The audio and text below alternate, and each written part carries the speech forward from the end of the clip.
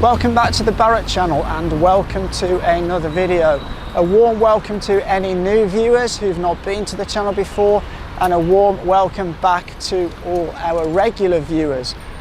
Before I get into this video, I just want to thank everybody for watching and viewing our channel, and a special big thank you to those who support our content and support our work. There are three ways you can support us. The first one is by WeChat, the second one is through Buy Me a Coffee, and the third one is through Patreon. If you do choose to support us on Patreon, you will also get access to exclusive content that we put up on Patreon. We also put all our live streams up there, so you can watch any of our live streams without advertisements. Okay, so let's get into the video. A few months ago, maybe 5 or 6 months ago now, I produced a video called Western Media Lies About China, and that video was really quite successful. In fact, it's the first video that we had on our channel that hit over 1 million views. So I wanted to do a follow-up of that video, and that's where we are now. So I want to expose some more lies about Western media. And the first thing I want to expose about lies of the Western media is a report or an article that was written for the Sunday Times. It was written on the 5th of April this year, and it was written by a Niall Ferguson. Now, Niall Ferguson wrote that on the 23rd of January, when Wuhan was locked down due to coronavirus. He suggests that although China had locked down Wuhan and stopped people going from Wuhan to other parts of China, they continued to let flights leave Wuhan. And he suggests that a total of 33, I think it was, 31 or 33 flights left Wuhan for various parts of the world, including Europe and the USA, New York, San Francisco, and some other European destinations. However, and this was published in the Times. It was also picked up by numerous other Western media outlets. It was picked up by politicians. Pompeo, Mike Pompeo in the USA was talking about this, and it was talked about by lots of people in various countries that saying China had spread the virus around the world. Now, Dr. Daniel Bell looked into this a little further, and not only did he look at the flight schedules, which did in fact say these flights left Wuhan, but he did a little deeper digging, and he contacted the airlines, and he found that all of those flights were actually cancelled. So none of them actually left Wuhan. And what he did, he wrote to Niall Ferguson pointing this out, and Niall Ferguson suggested that he did research and check all the material he used to produce the article. However, the article, was actually false, because those planes did not, in fact, leave Wuhan. Dr. Bell also wrote to the Sunday Times, pointing out that the article they published was in fact not true. However, he didn't receive any response at all from the Sunday Times. Now, do you see the problem here?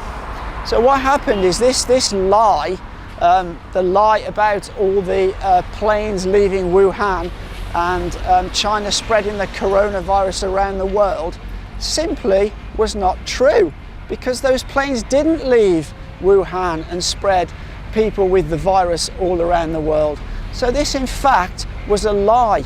But the problem is that the newspaper, the Sunday Times, they didn't print a follow-up article saying, oh, we're sorry, but the article we published a week or two ago was in fact not true.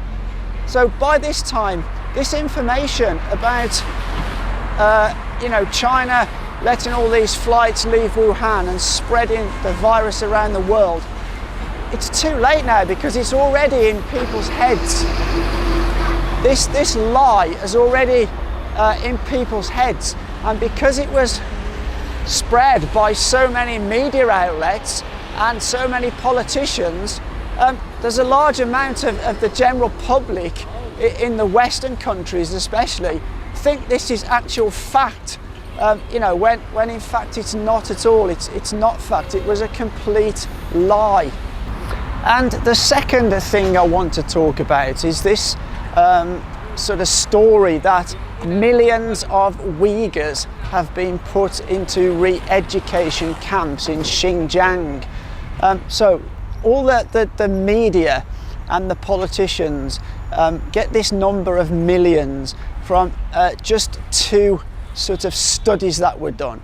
And upon looking a little deeper into these studies, it's found that the data they used is very, let's say, suspect, to say the least.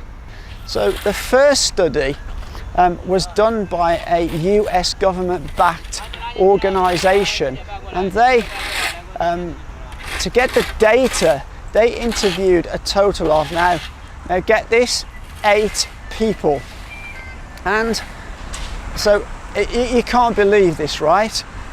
The second study was done by a guy by the name of Adrian Zenz, and he believes he was sent by God on a mission against China. So obviously, just from this sort of perspective, the numbers are obviously very, very biased. Going back to the first study, this was conducted by an organisation by the name of the Network of Chinese Human Rights Defenders. Now, this organisation, again, there's going to be obviously a lot of bias in this report, just going by the name of the organisation. But what they did, as I said earlier, they interviewed a total of 8 people from a region of 20 million. And what they did from their interviews, they sort of came up with a figure that 10% of these people had been detained. So what they then did, they used that 10% and applied it to the whole region of 20 million and came up with 2 million. Now, the craziest thing about this is, one, obviously the data sample is way too small. But what's happened, you've had mainstream media and government officials, primarily in the US, but also in other countries of the world, suggest that this figure is actual fact. And you can see from both of these sort of organisations or people that they're obviously going to be very biased in their reporting. However, none of the mainstream media bother to check or clarify any of these facts at all. And I think the reason for this is that they are not really interested, because the figure of millions is great for their anti-China narrative, which they like to push. I'm very sure that they have detained some people, but certainly I don't believe for 1 minute that it's millions. But it's just that the Western media like to push this number because, as I say, it suits their narrative.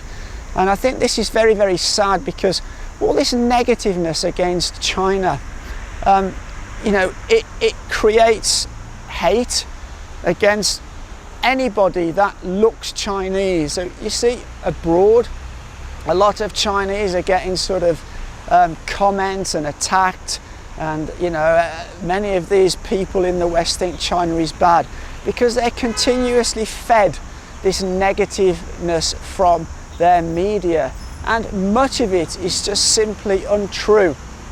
So that's why I wanted to do another one of these videos, in order to try and establish some of the facts with people. And I hope that we can get through, even if we get through to one person by doing this video, we know we've achieved something.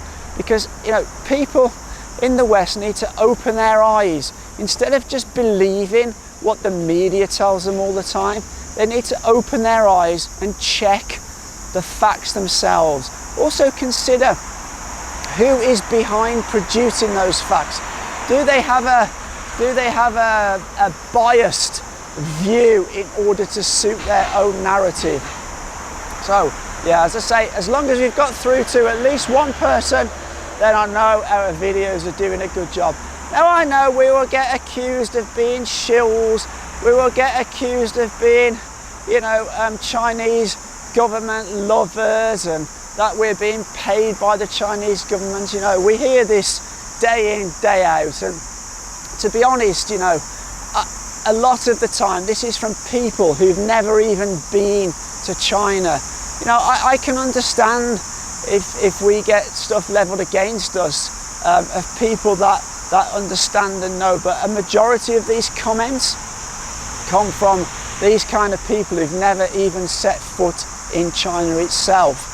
And you know, I have no problem with constructive criticism, and we do have some commenters who do give us constructive criticism. However, we have far more who just hurl abusive insights at us. Anyway, so I hope we've achieved something with this video. I hope a few people take something away from it. So that brings me to the end of another video. If you like the video, please give us a thumbs up, because it really helps our algorithm. It helps spread the word out there to the wider Western community. If you like the channel in general, please consider hitting that subscribe button. If you're really into us and you want to know as soon as we've released a new video, hit the bells. You can catch our social links, Instagram, Twitter, check us out on there. But for now, as always, take care.